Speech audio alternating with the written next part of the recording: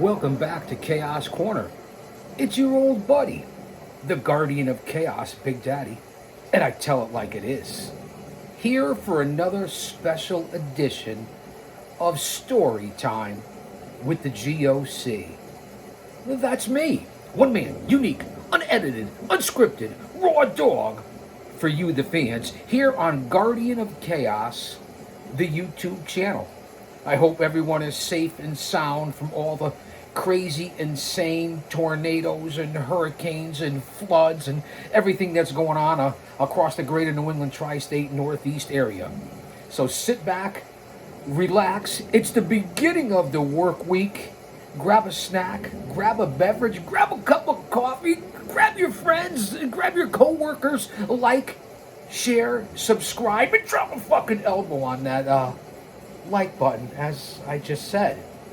I can't thank you guys enough for being here for another special edition of Story Time.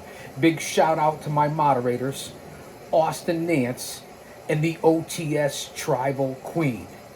So sit back and relax. Yes, I have the Hall's mentholyptics for the pipes, and we're gonna delve into the established system here on Story Time. I hope you fans enjoy it. This is my stress reliever, my motivation, my passion, my distraction, and I hope it does the same for you guys and gals. Stay mentally, physically, emotionally, and spiritually fit in these insane times. Wars, rumors of wars, conventions, politics, invasions, the economy, price gouging, everything from pillar to post and coast to coast and border to border. Use your own discernment. Stick with like-minded people. That's my PSA to open up. All right, fans, let's get right into it. Again, well, hold on. Let me moisten the pipes along with the, I think I got black cherry Halls today as opposed to the honey lemon in the old Zulu cup.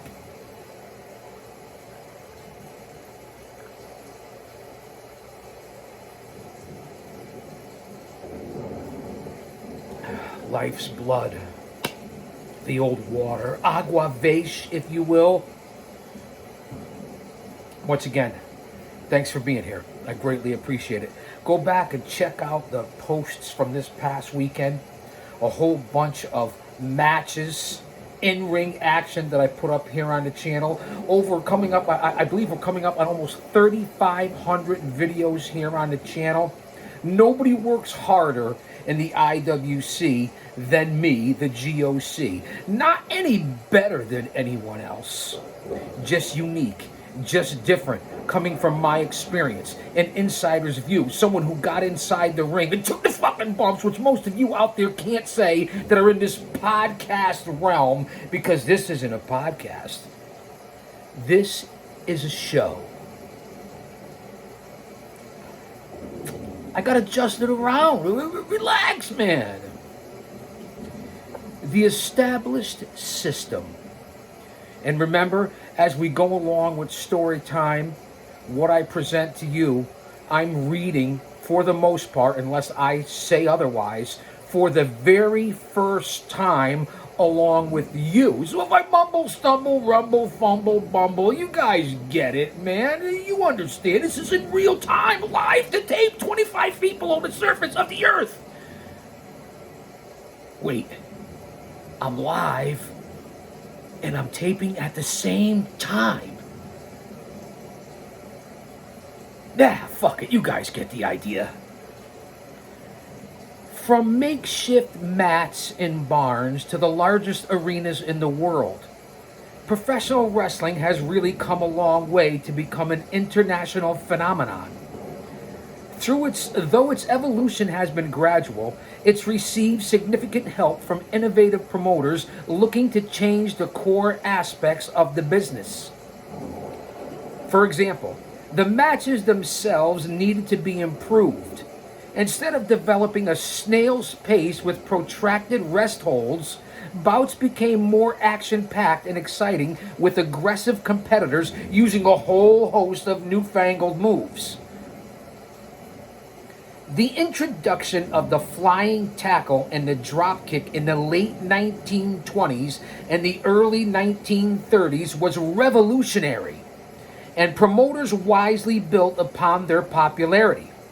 Around the same time, wrestlers were testing the waters with character-based gimmicks, and good versus evil feuds were born, invoking incredible audience reactions. And pro wrestling, much like in life, I guess, if you want to parallel it to reality, is good versus evil with the storylines. And that's what pro wrestling is all about, and how they have lost their way here in 2024. Here in the dog days of August, the dog days of summer. I just want to put that out there from my personal viewpoint. This is all old hat in today's marketplace. But in the early days, everything was remarkably unsophisticated. With no clear-cut and defined wrestling organizations to manage the day-to-day operations of the industry, the sport was completely devoid of orderliness. It wasn't until the 1920s and 30s that circuits were fashioned and shows were offered on a more regular basis in specific regions. Wars between grappling syndicates were legendary, akin to those between crime organizations erupting across the United States. But in place of bootlegging and prostitution, promoters were at odds over high-value attractions and territorial control, and money was the bottom line, as it usually is with most people in most situations. Those who had it wanted more, and small-timers just wanted to make a living. On September 16, 1930, the sport's first major three-letter acronym to be used with any consistency made its debut with the advent of the National Wrestling Association. An outgrowth of the National Boxing Association, the NWA was administered by state athletic commissions, and its mandate was to keep pro wrestling on the level. In truth, those involved were often more interested in the political ramifications and profit margins of the sport than anything else. They monitored the business, stepped in when convenient, but mostly collected money for little in return. The promoters who dealt with the NWA were protected to a certain extent. If they kept their noses clean, they were allowed to run their operations unhindered. Rather than be pushed around by political appointees, promoter Paul Bowser in Boston struck back at the NWA concept by creating his own private group, the American Wrestling Association, in 1931. That's why you guys come here. For facts, information, history, the truth, so that when you leave here with more knowledge than when you came in. When you go to the next barbecue, the next outing, the next venue, the next event, to work, your family dinner, your co-workers, around a water cooler, wherever you are, you know what the fuck you're talking about, because you come here to listen to the G.O.C. present history and facts and truth. As I already just stated, you leave here with more knowledge than when you come here. And that's what I provide to this community that nobody else does with their views and thoughts and opinions. It's just that simple. He occasionally worked with local bureaucrats for photo opportunities to garner publicity, but he had the first and the last say in whatever happened in his rings. Columbus, Ohio promoter Al Haft followed with the Midwest Wrestling Association that same year, and like Bowser, Haft crowned his own regional world heavyweight champion, the first of whom was John Pesek. Haft was fully autonomous in his leadership, unlike those in the NWA states who were bogged down by hierarchy and regulations, if I pronounced that correctly. Bowser and Half created a local circuit for their wrestlers and champions, and by the mid 1930s, most major promoters had done the same. On a national level, promotional alliances such as the Trust were organized and thrived until being destroyed by greed. Wrestling was plagued by a general lack of integrity amongst its promoters, and partnerships were almost always on shaky ground. For that reason, the sport entered a never-ending cycle of conflict. Within the chaos, pun intended, were innumerable heavyweight title claimants, and conniving promoters were doing everything in their power to tear down their rivals. Wrestlers jumped sides with impunity, seeking the best financial deal they could make, and again, an overall lack of integrity left everything fair game. Yet, some promotional alliances survived. In 1948, Paul Pinky George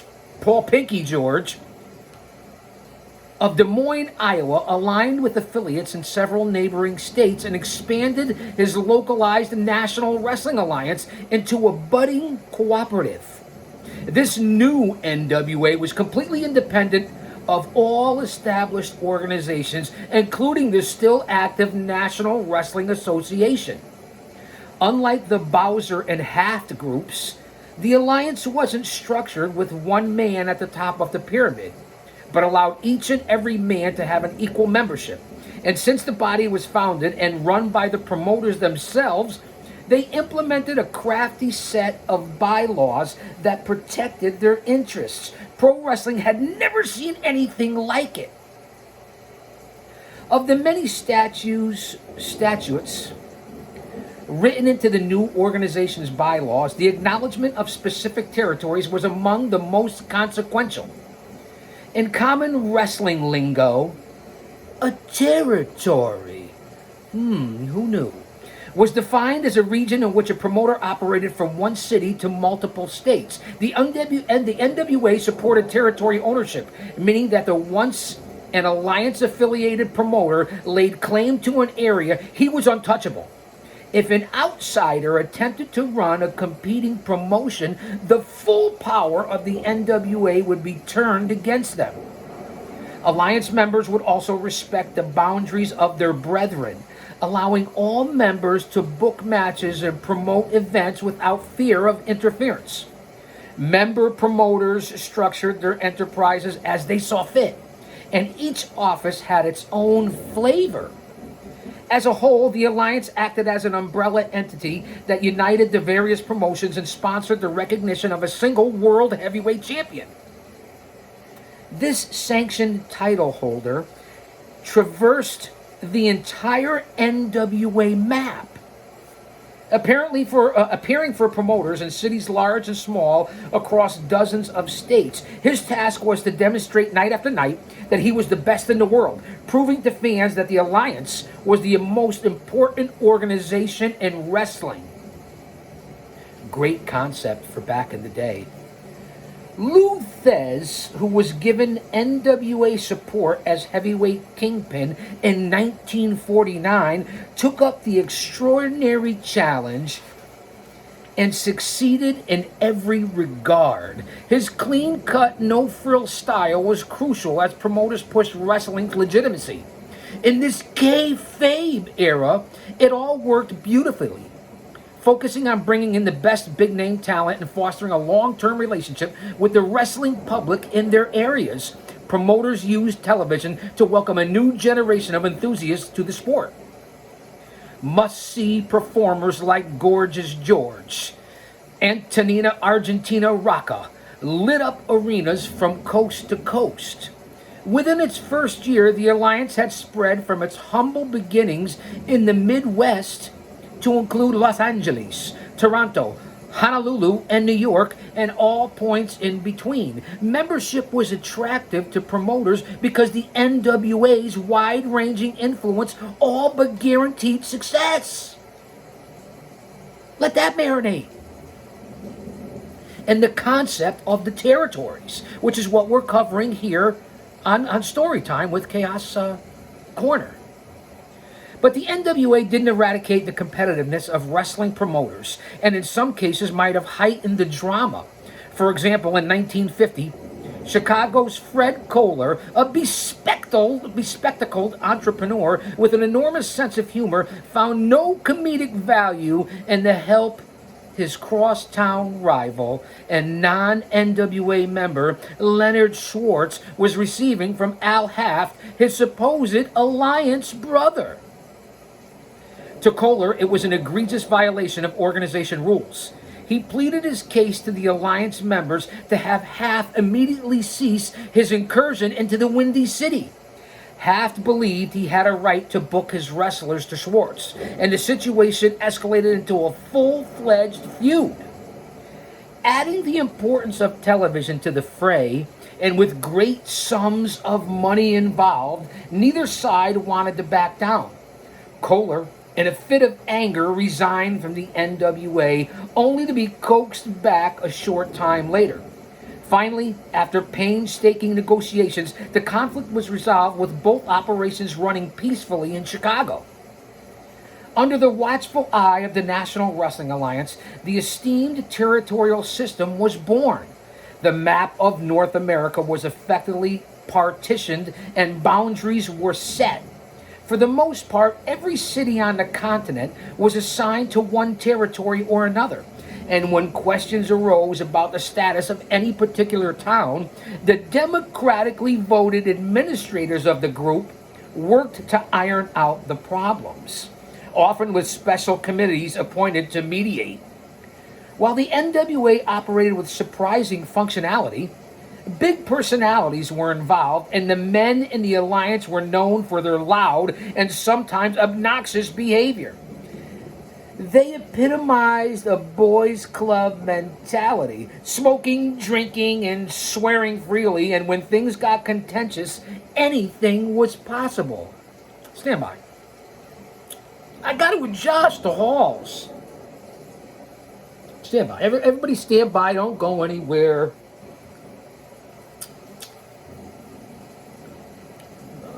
What? What'd I do? What'd I say, man? In some cases, egos were exceptionally fragile, as shown by the ill-fated 1957 plot to split the NWA World Heavyweight Championship. The idea was to give a recognized claim to French tumbler Edouard Carpentier, while lineal champion Lou Thez ventured overseas. The sneaky deal was snapped in two after Carpentier's manager, Eddie Quinn of Montreal, protested independent promoter Jack Pfeffer's attendance at the NWA's annual convention. His hatred of Pfeffer was so strong that he stormed out of the convention and quit the NWA, bringing an end to the dual championship ploy. A few years later, Quinn rejoined the alliance, but he never made peace with Pfeffer. Quinn was one of many colorful members involved in the NWA during the 1950s and 1960s. Johnny Doyle in Hollywood was a lavish spender who loved airplanes and the ritzy nightclub life. Toots Mondt of New York was a sizable man with an impressive background on the mat. He knew how to create superstars and turned ex-boxing champion Primo Carnera and the Argentinian high flyer Antonino Rocca into box office sensations. When he wasn't backstage at a wrestling event, he was usually at the nearest gambling venue, amassing substantial debts. The beginning of the end, maybe, perhaps, no? His self-destructive personality hurt a member of once thriving promotions and business at Madison Square Garden dwindled into the early to mid-1950s because of lackluster management. But regardless of his vices, he was still considered a member of wrestling royalty.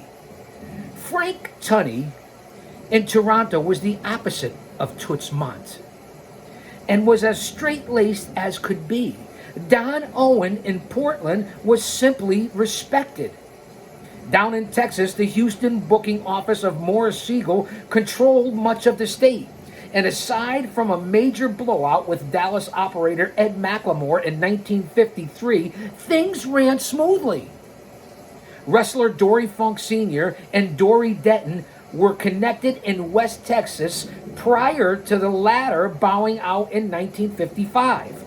Funk then realigned with Dr. Carl Sarpalis, a former grappler himself. Since he was the central star in the territory, Funk's ownership stake was kept out of the press. Kayfabe was alive, man. But insiders knew how much power he wielded. In Kansas City, Orville Brown, the initial NWA heavyweight champion, whose career was cut short by a car accident in 1949, was the man in charge. He retired in the early 1960s, and the region was taken over by well-known wrestlers Bob Geigel and Pat O'Connor. The Southeast was ruled by several different men during the 1950s and the 1960s. Paul Jones, a smart ex-wrestler and businessman, built a fortune in Atlanta, Georgia.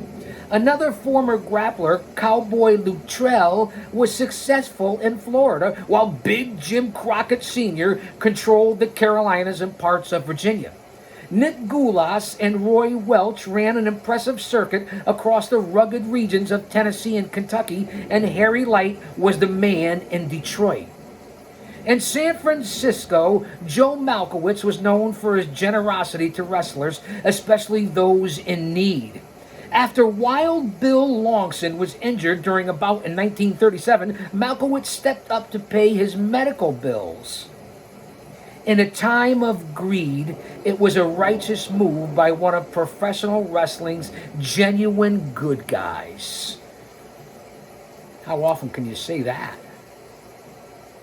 Of them all, Sam Mushnick in St. Louis, who served 22 years as the president of the NWA, was undoubtedly the spirit behind the coalition from 1950 until his retirement in 1982. He was the guy who saw the good in Toots Mott and Jack Pfeffer, while still trying to appease fiery tempers like Eddie Quinn's, that's for sure. Short in stature with a contagious smile, Mushnick was known for his easygoing nature, and he negotiated amicable resolutions to untold number of alliance problems. He was so important to the everyday management of the Union that without his otherworldly efforts, the NWA probably wouldn't have survived the 1950s intact. Something to ponder. In fact, the odds were in favor of the coalition being derailed by the United States government, always putting their 2 cents in 1956 as a result of an investigation into the NWA's so-called monopoly.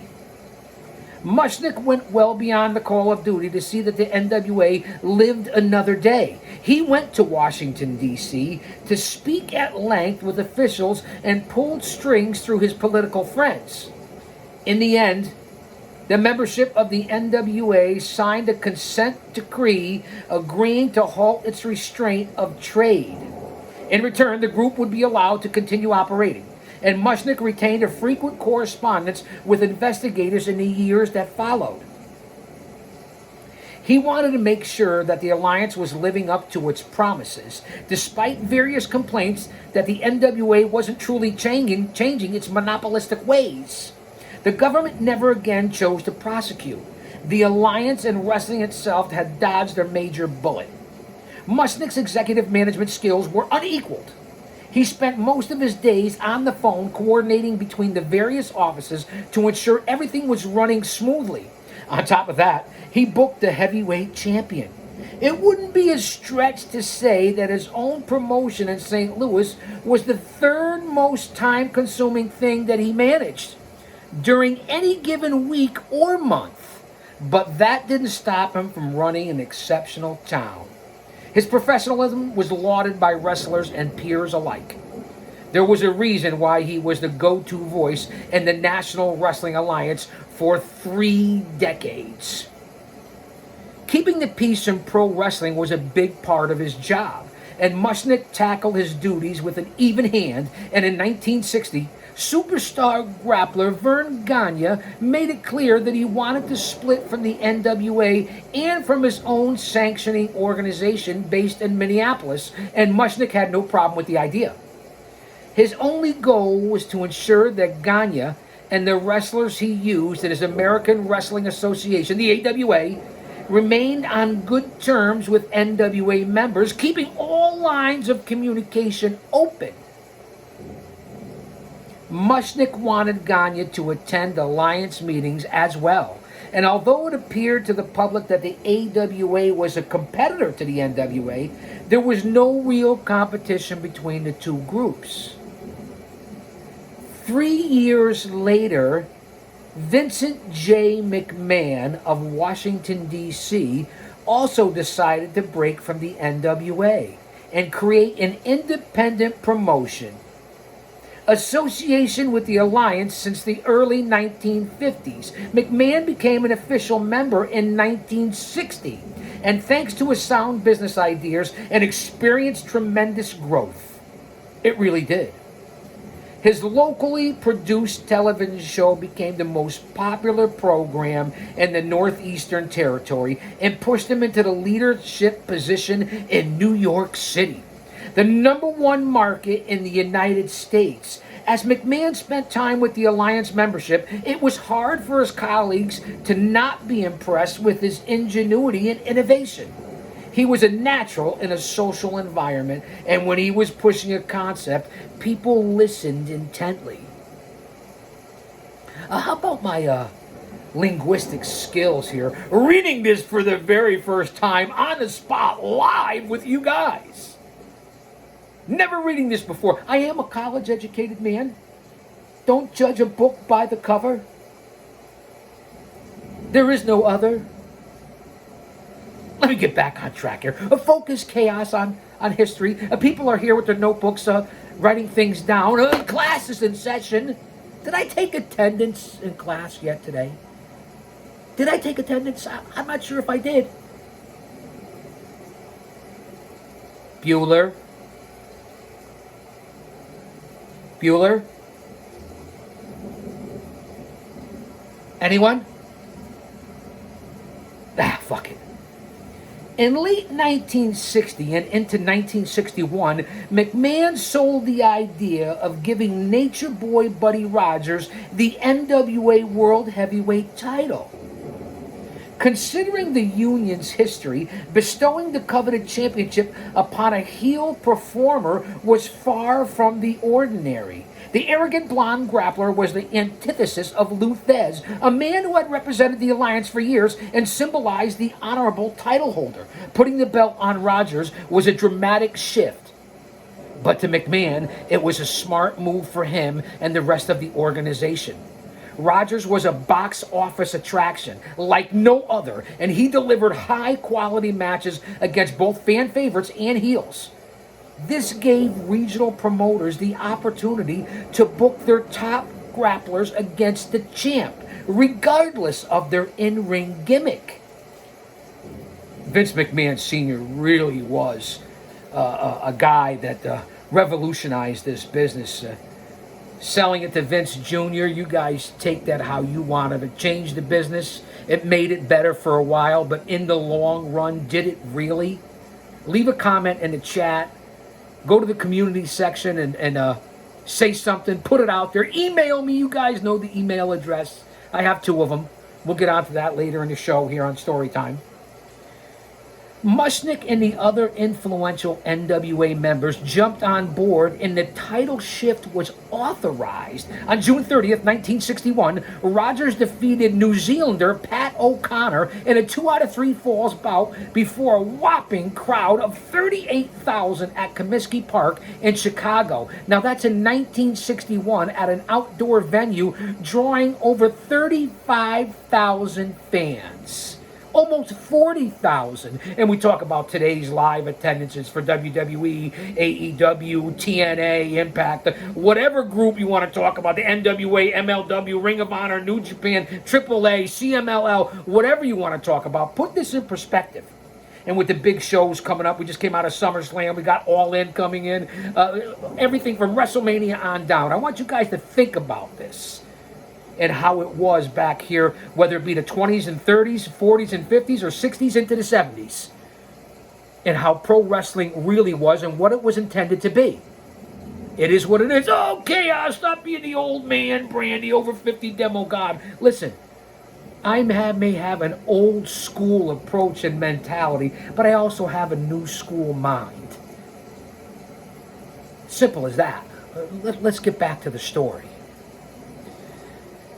Where were I? 38,000 at Comiskey Park in Chicago to see Buddy Rogers defeat Pat O'Connor. The gate was estimated at $125,000. So if you, from yesterday's money to today's money, that $125,000 for that live gate would probably be about $1 million nowadays. I mean, I failed math in college twice. I had to take it 3 times before I got credit, but I still made it. That's why you never give up. Perseverance.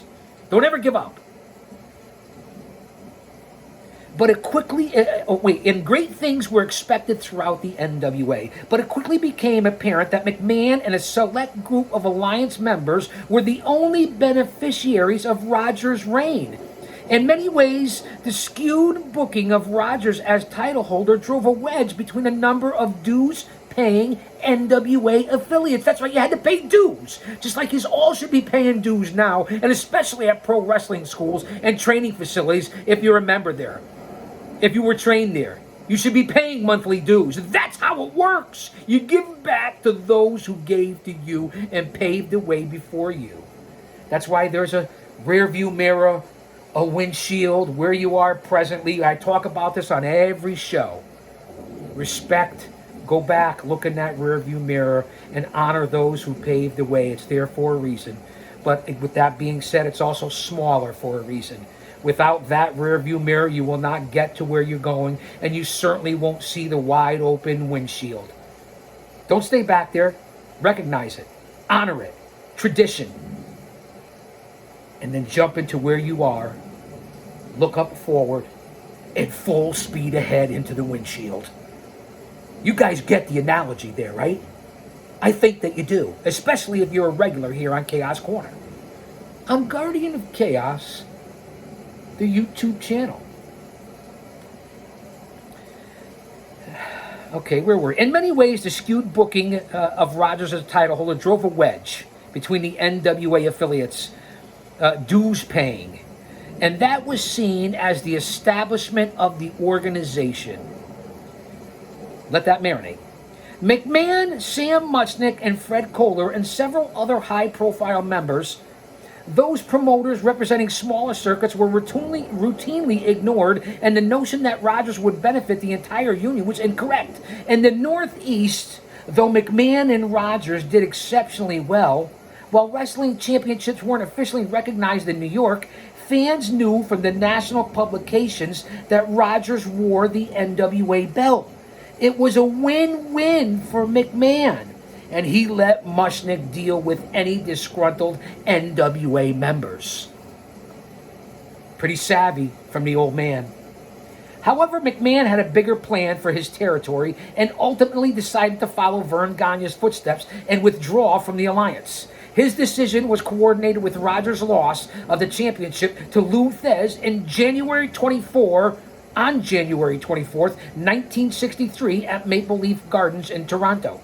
But instead of acknowledging the title change, McMahon claimed Rogers was still the world champion. He formed the Worldwide Wrestling Federation, the WWF, which is what I grew up on, where I came from, and of course the NWA, and initiated a complete change of course from the NWA. It was already well known that the Northeastern Circuit from Virginia to Maine was big enough to support a champion on all its own. No one man could fulfill all the obligations of the region, plus maintain a national touring schedule. Rogers did the best he could in that regard, but after months of grueling travel, he was beginning to fall apart. He suffered several injuries, And by early 1963, he was displaying signs of heart trouble. The stress had gotten to him.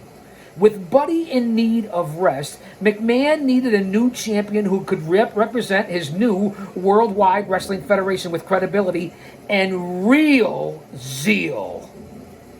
How about that? Say that 3 times fast. Lucky for him, he had a young man in the wings ready for the job. Take out your notebooks. I hope you're still out. Write it down. On May 17th, 1963, the championship was moved from Rogers to Italian powerhouse Bruno Sammartino in a 48-second match at New York's Madison Square Garden. I hope you wrote it down. The territory was primed for a hero to take the reins, and Sammartino was the perfect antidote for spectators weary of Rogers and his antics. He was a hulking strongman, larger than life, and brought amazing charisma to the ring. In the months and years that followed, McMahon utilized a genius booking scheme for his champion, one that kept fans returning to the arena with gusto. The central idea was to build up a succession of threatening challengers for Sammartino, and Bruno would show his vulnerability in near defeats only to rise up in the end to conquer his opponents. His performance never failed to capture the imagination of audiences. Among his villainous rivals were the 350-pound Gorilla Monsoon, the 6'5" Bill Miller, the 6'3", 270-pound Bill Watts. As Sammartino worked through one feud, McMahon pushed several other prominent challengers at the same time to keep the cycle continuing all over the circuit. That's what you're supposed to do, whether it be whether you're promoting your product on TV, to a local city or town, or to a territory. Hello, McFly, is anybody home? Appreciated for his babyface qualities, Sammartino was a dominant wrestler and exceptionally tough. He didn't need a gimmick to get over with the crowds. Off the mat, he appeared genuine and as a man of integrity. The New York fan base didn't just buy into any wrestler pushed by promoters. And it took a special breed of grappler to become a cultural icon in that territory, and I can attest to that. Sammartino's first reign as champion lasted from 1963 to 1971. Few people in history can claim such a prolonged and successful run, especially in a promotion the size of the Worldwide Wrestling Federation. His durability was a testament to his drawing power and physical conditioning. And don't forget, you're grappling 3, 4, 5, 6 times a week, if I know my facts correctly. And then when you went on to the NWA and Ric Flair, who wrestled 7, sometimes 8 times a week, compared to what today's champions do? No, I get it. Oh, work smarter, not harder. You're guaranteed contracts nowadays. You don't have to make all these different appearances and matches and house shows and, do TV taping. It's all horse shit, in my opinion. A heavyweight champion, a champion doesn't go more than 30 days traditionally, historically, in this fucking industry and business without defending the title. In 2024, in today's industry and business, you can go a month, 2 months, 3 months, 4 months, 6 months, a year. It just doesn't make any sense to the storytelling, the emotional investment, and the ring psychology and the product that you're trying to sell to your fans. It just doesn't. Coming from a guy with over 50 years as a researcher, a historian, a scout, an agent, a producer, a smart, a mark. That's right, I said it, a mark. Understand what I'm talking about and what I'm trying to relay to you here, and the passion that I give to you when I have story time here on the channel. I want you to come away learning something from this fucking show. I apologize for the cussing. It's a little overboard. I get it. It just comes out naturally. One of the strengths of the territorial system was the clear-cut avenues for trading talent.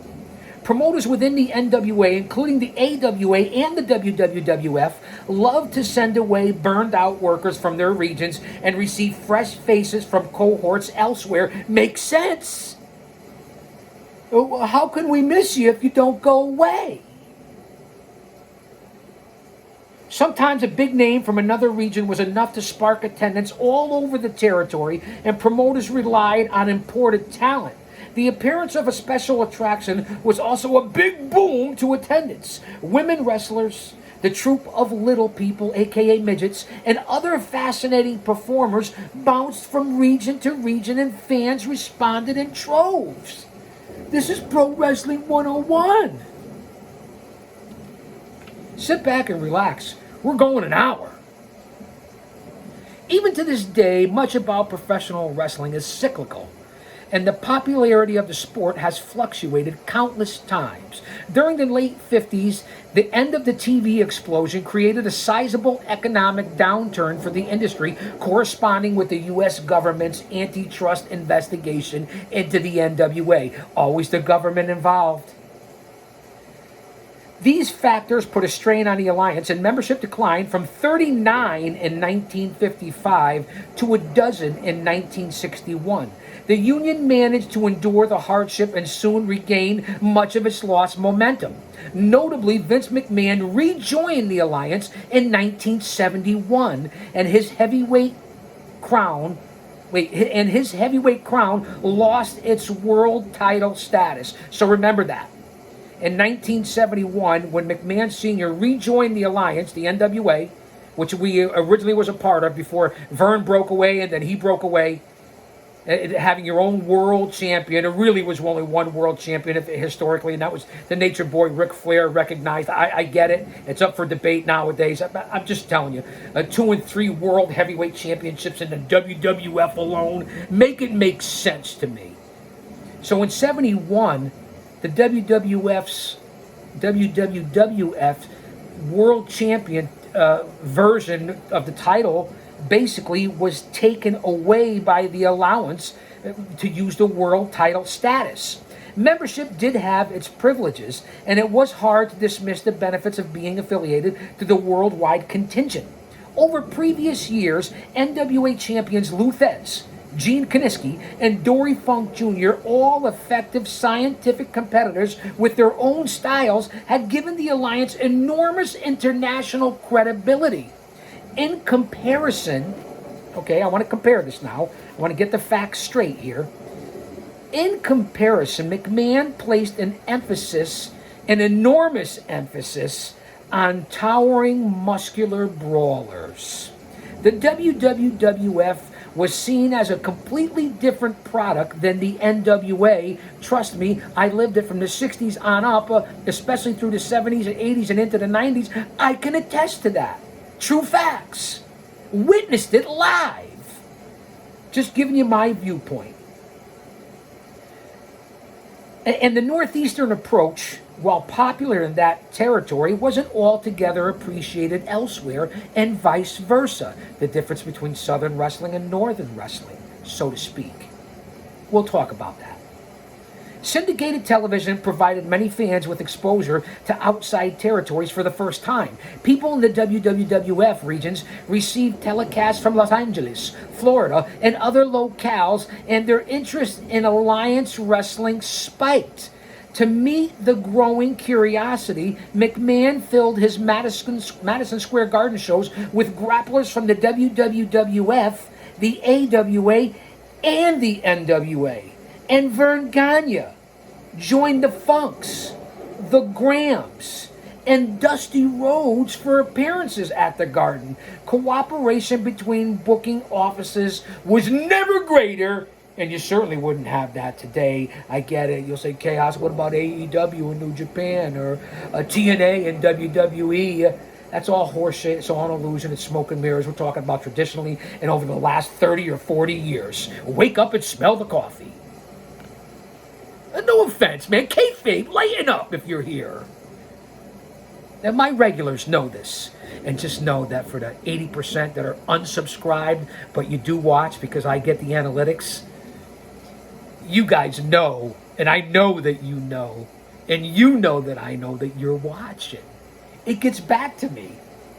People tell me, they email me, they inbox me, they have conversations with other people in this industry. I'm not important, I get it. A has been, a never was, whatever you want to call it. But I'm still here at 60 plus. Still giving it to you like nobody else does in this fucking industry for where they are in life. Remember that when it comes to respect. Because in order to get respect, you have to start with respecting yourself. Once you do that, you open other people's minds to respecting you. Because there's three types of people in this world. Those who don't know what happened, those who wonder what happened, and people like the guardian of chaos, Big Daddy, that make things happen. I want you to remember that. Not any better, unique, different, alone in what he does as a pro wrestling manager, color commentator, post to post, pillar to coast, put up the ranks, the whole 9 yards, sweeper of floors, promoter, ticket seller, whatever, story writer, whatever the fuck you want to call me. I wore 10 different hats in this industry, and that's why this channel is succeeding. With many times over these last several months, over 20 and 25,000 viewers weekly. It's a big IWC out there. Learn to listen to the voices that have been there. Or at least the ones that have a different approach that were there. I never signed a contract, remember that. Navigate the playlist and you'll see who I've been in the ring with. 1975, we'll go forward to go back here in the time machine on story time with the G.O.C. In 1975, Sam Mushnick stepped down as president of the NWA, an inevitable move he'd been contemplating for years. The loss of his esteemed leadership was a blow, but others lent their experience to the role and lent out their experiences, starting with Jack Atkinson, a.k.a. Fritz Von Erich, and Eddie Graham, two of the best that ever did it.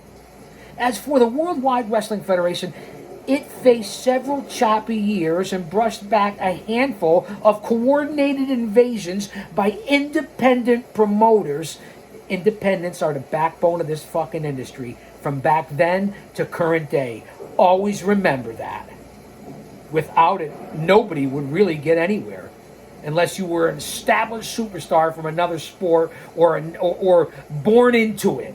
And then you still had to pay your fucking dues and train.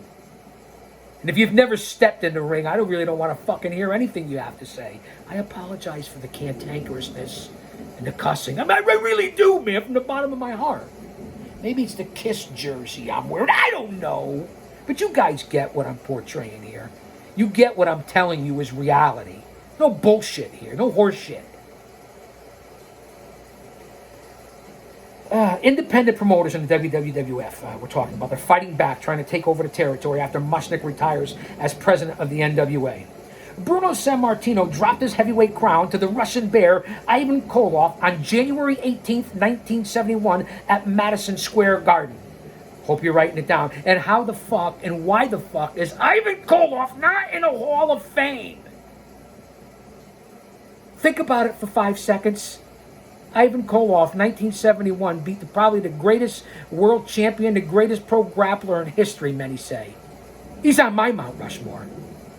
How is Koloff, multiple tag team holder all over the world, how is this man not in the Hall of Fame? Because I know you're listening out there, people of influence. Let's get Ivan Koloff in the Hall of Fame.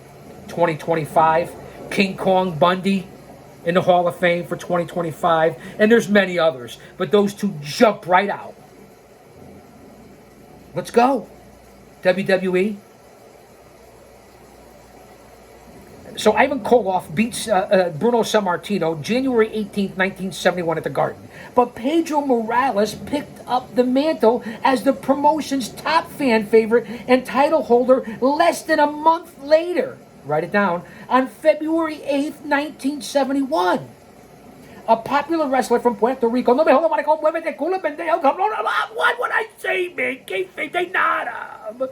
Lighten up, man, for my Spanish-speaking friends. Morales retained the belt for well over 2 years. Let that sink in. A lot of people don't realize the Latin sensation had the WWF heavyweight title from Sammartino to Koloff to Pedro. He had it for over 2 years. That's quite a reign, and he defended it more in that 2 years than champions of today do in 5. I'm just saying. I give you the good, the bad, and the ugly on this channel. Until being upset by the heart punch, Stan the Man Stasiak. Another underrated grappler, Stan Stasiak. Unbelievable in every territory that he went into, and ended the 2-year reign of Pedro Morales, whether it was transitional or not. Stan the Man Stasiak.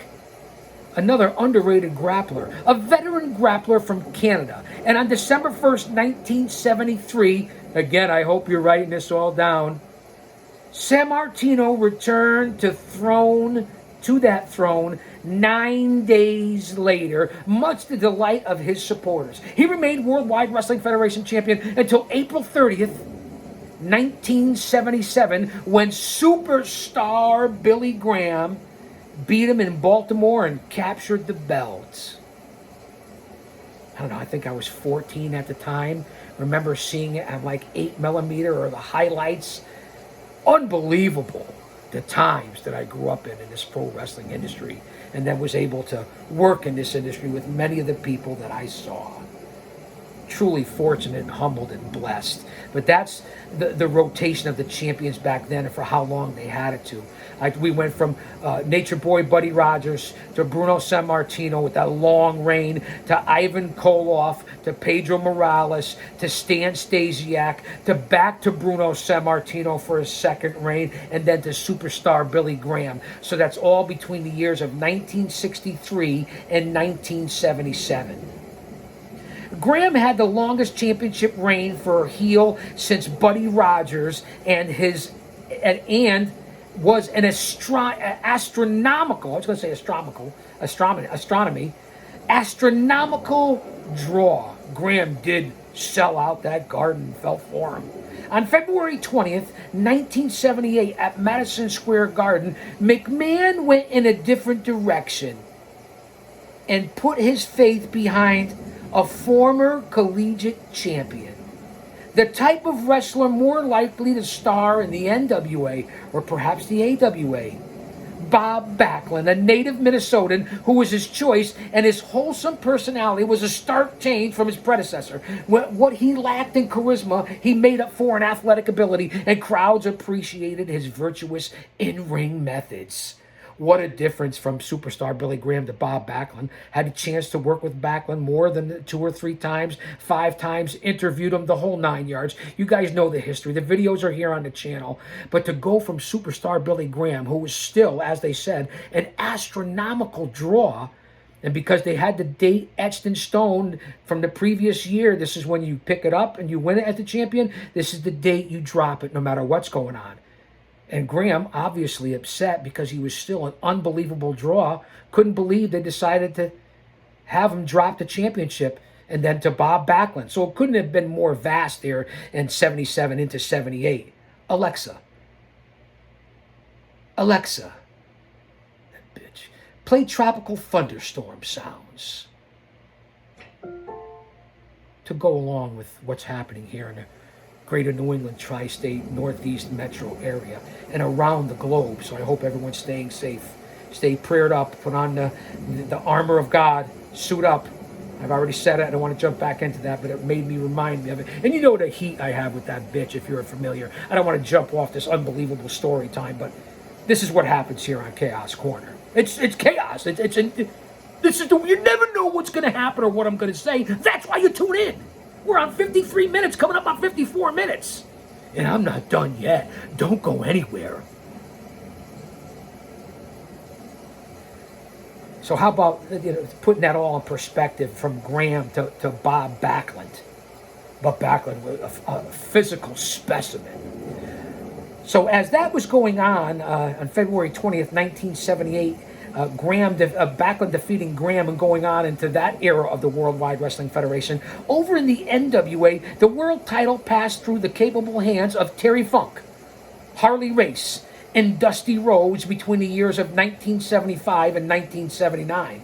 And Giant Baba, konnichiwa bitches, arigato from the Chaos-san, of Japan received a week-long reign in late 1979. The business at that point was being inundated by a classy crop of new blood, and guys like Ric Flair, Ted DiBiase, and Ricky Steamboat were leading the charge. That's right, Ted DiBiase. Very underrated. If you know your history, you know he was one of the best ever. McMahon ruined him with Everybody Has Its Price. The $1 Million Man. Should have stayed in Mid-South, NWA, anywhere else but the cartoon era of the WWF. And that gimmick, DiBiase, was unbelievable. They were all leading the charge. Now this is late 70s going into the 80s. You see what's happening in the different territories. The WWF, the NWA, the AWA, so on and so forth. As I give you a little synopsis of what we're talking about here on Story Time. As the 70s came to a close, the territories retained their exceptional individualism, but promoters were coming to grips with a variety of new challenges. Cable TV was the biggest quandary. The medium made it possible for a regional operator to broadcast his show not only in neighboring regions, but nationally. Wow, it certainly changed the business. However, in fact, the potential of cable made the already suspicious members of the NWA even more paranoid. It's a pathway, and was a pathway, to immediate expansion, and every established promoter had cause for concern. However, the territorial system, defined over decades, was still in place and safe going into the early 80s and the advent of cable television. And there was no way for an outsider to change it at that point, at least. That's what the old-time promoters believed as well. But as time would tell, they couldn't have been more wrong. I hope you guys enjoyed this edition of Story Time. Unbelievable history and facts. I can't thank you enough for being here. We kept it under an hour, but we're coming back with more Story Time here on Chaos Corner for Guardian of Chaos, the YouTube channel. I'll say that to say this, because I tell it like it is. Don't you dare miss it.